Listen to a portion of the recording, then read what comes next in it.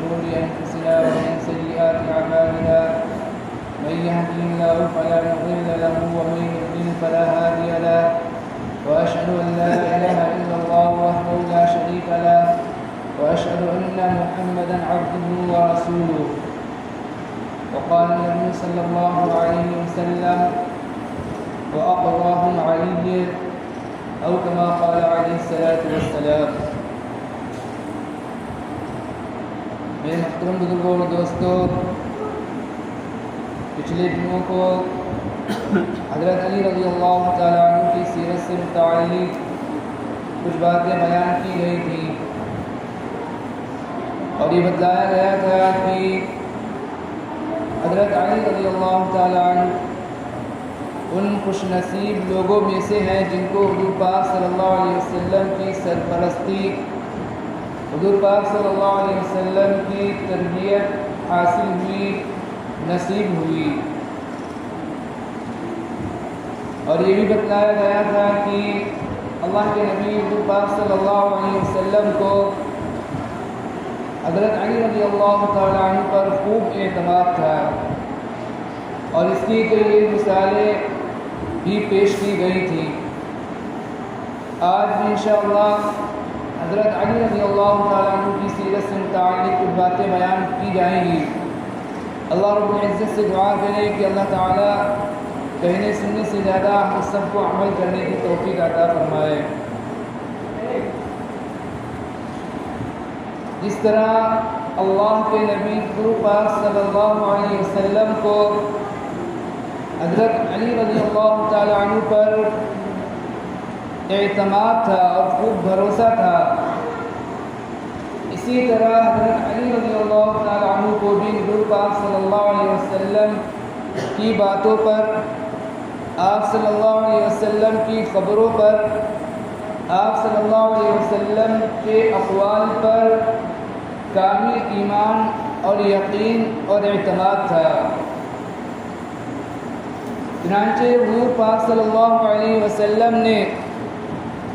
مکہ فتح کرنے کا ارادہ فرمایا تو آپ صلی اللہ علیہ وسلم نے صحابہ سے فرمایا کہ خاموشی کے ساتھ تیاری کی جائے. ایک بہت ہی جلیل القدر صحابی رسول حضرت حاتب بن ابی بلتعہ رضی اللہ تعالی عنہ، ان کے اہل و عیال گھر والے مکے کے اندر تھے، مکے میں رہ رہے تھے، مکے میں مقیم تھے، اور یہ جو حضور پاک صلی اللہ علیہ وسلم کے ساتھ مدینے میں قیام فرماتے، مدینے میں رہ رہے تھے.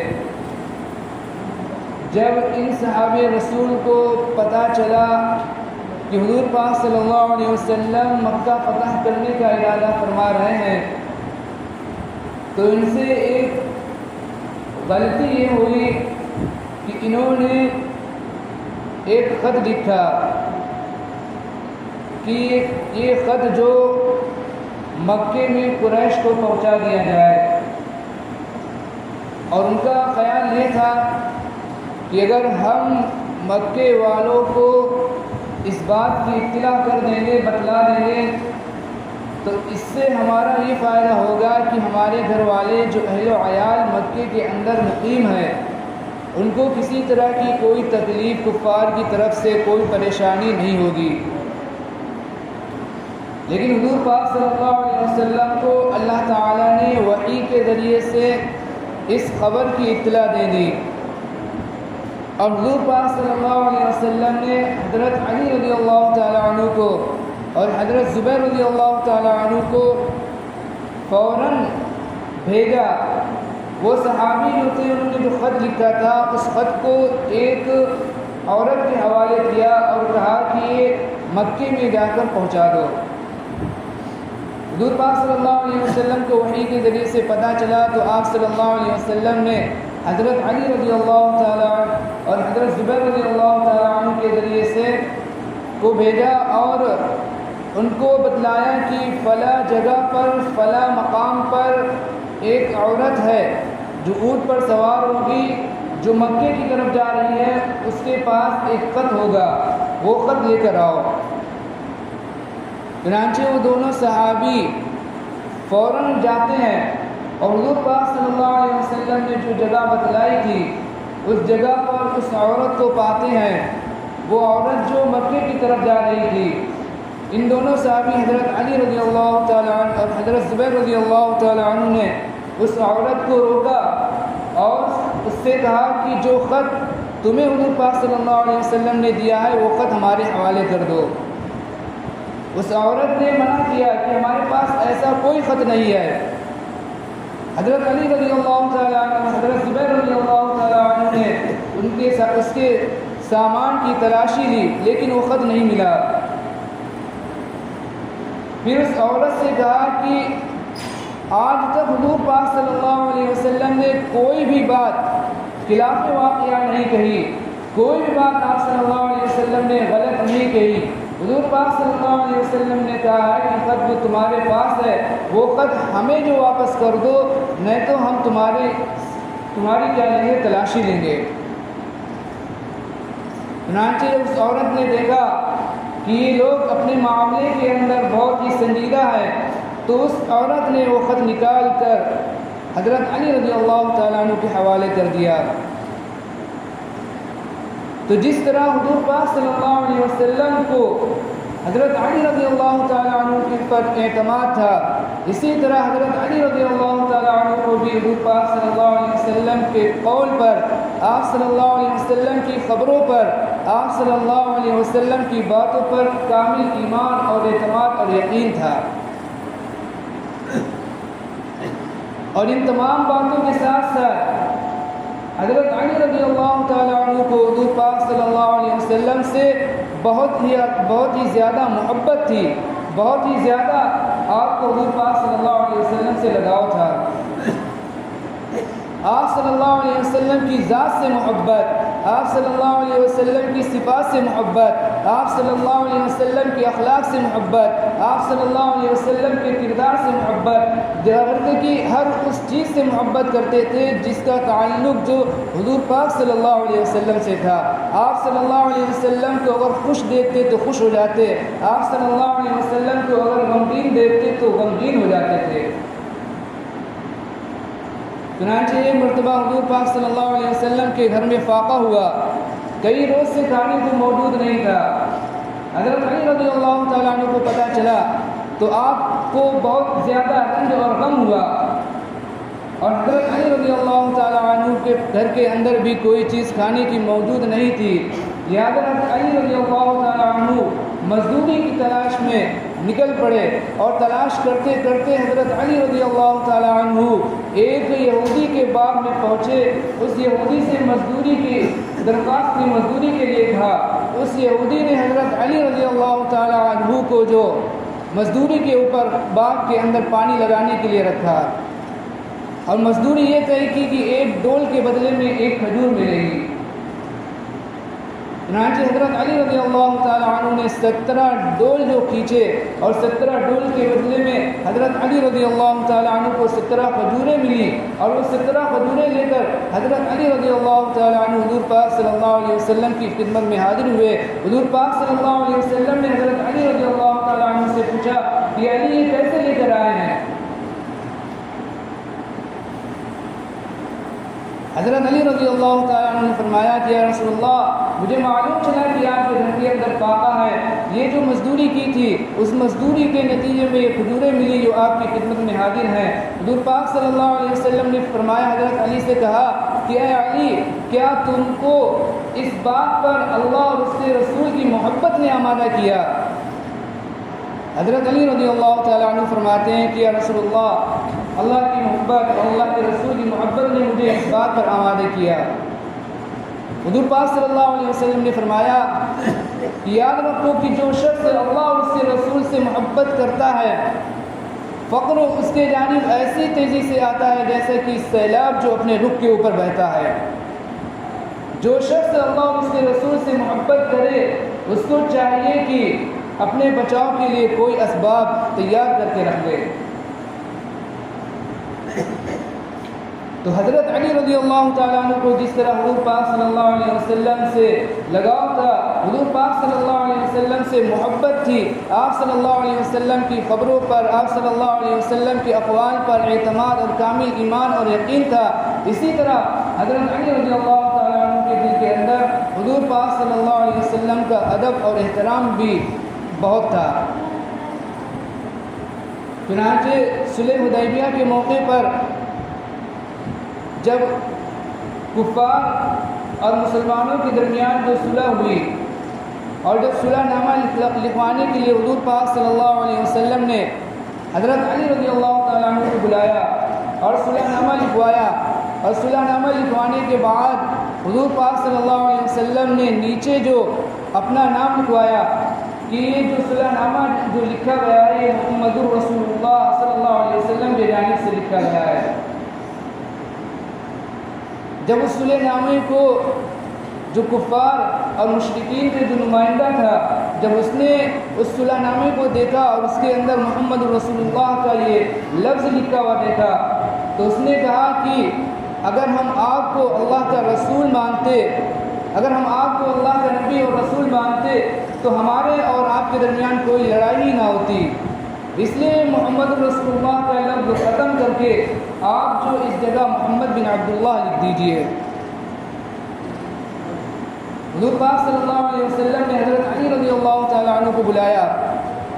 اور ان سے کہا کہ اس کو ہٹا کر محمد بن عبداللہ لکھ دو،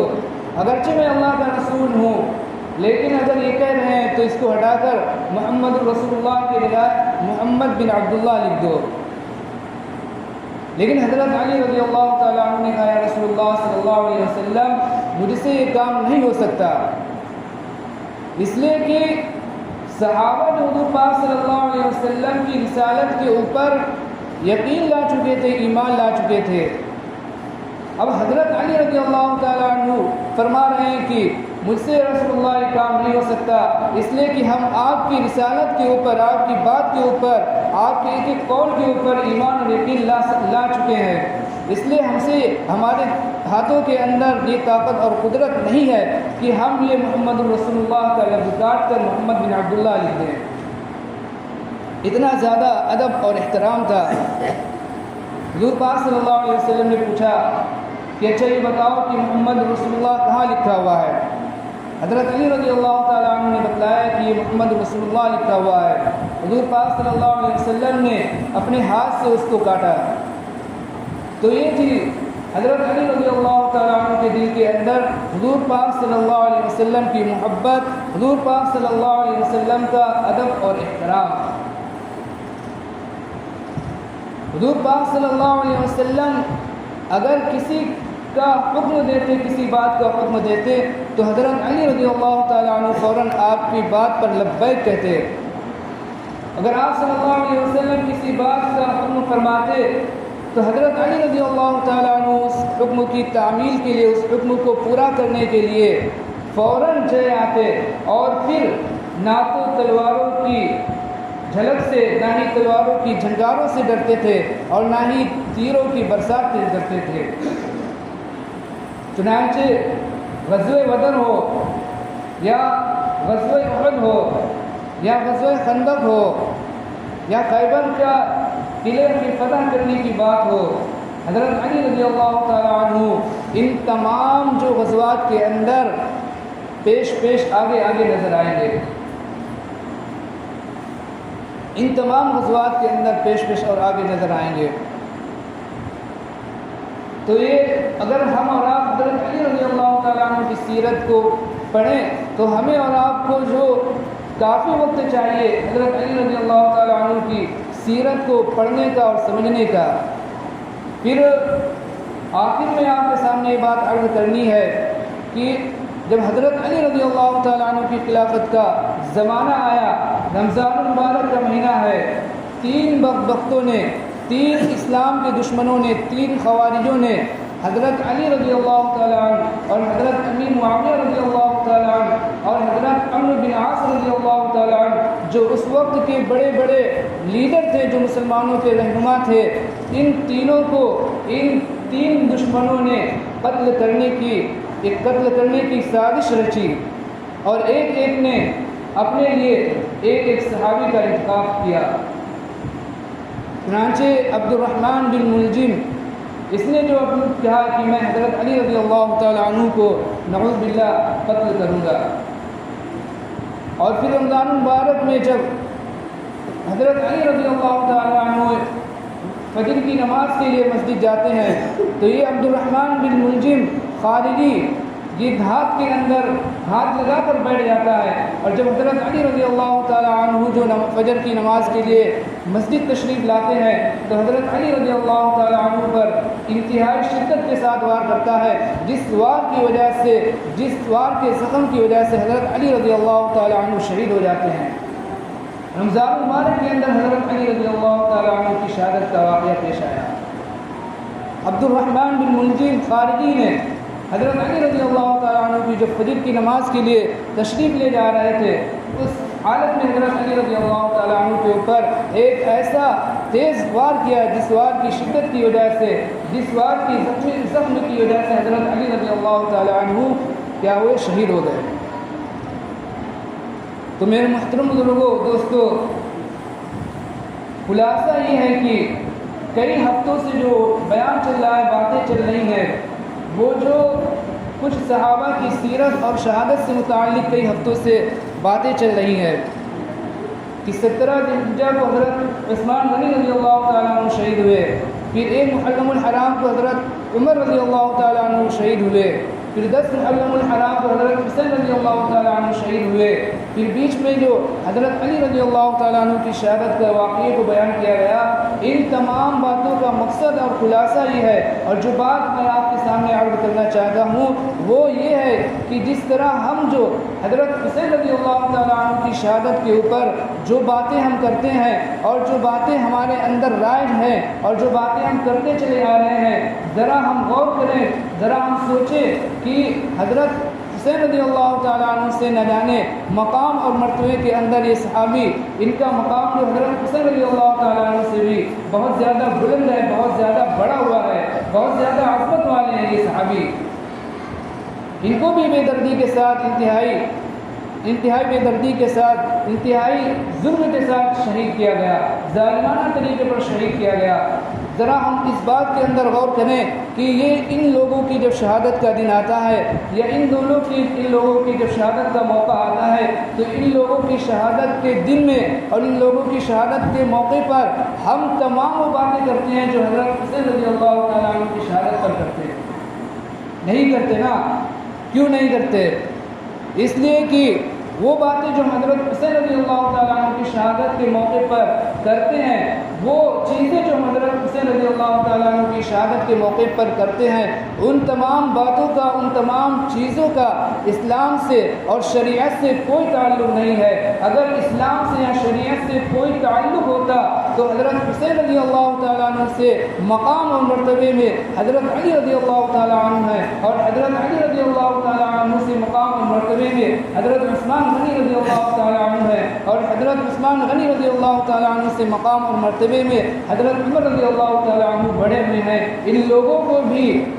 کو بھی ظالمانہ طور پر شہید کیا گیا، لیکن جب ان لوگوں کی شہادت کا دن آتا ہے، موقع آتا ہے، ہم وہ تمام باتوں سے احتراز کرتے ہیں، وہ تمام باتیں نہیں کرتے جو ہم حضرت حسین رضی اللہ تعالیٰ عنہ کی شہادت کے موقع پر کرتے ہیں۔ اس لیے ہمیں اور آپ کو ان تمام باتوں سے بچنا چاہیے، احتراز کرنا چاہیے جن باتوں کا اسلام سے، جن باتوں کا شریعت سے کوئی تعلق نہیں ہے، جو باتیں بے بنیاد ہیں، جن باتوں کو دشمنوں کو دیکھ کر ان باتوں کو ہم نے بھی اپنا لیا ہے۔ وقت ہو گیا ہے، یہیں پاس اپنی بات کو ختم کرتا ہوں۔ اللہ تعالیٰ سے دعا کریں کہ اللہ تعالیٰ ہم سب کو شریعت و سنت پر چلنے والا بنائے اور صحابہ کی پیروی کرنے والا بنائے۔ اللہ تعالیٰ ہم سب کو اپنی سنت سے زیادہ عمل کرنے کی توفیق عطا فرمائے۔ آمین۔ جنہوں نے سنتیں نہیں پڑھی وہ سنتیں پڑھ لیں۔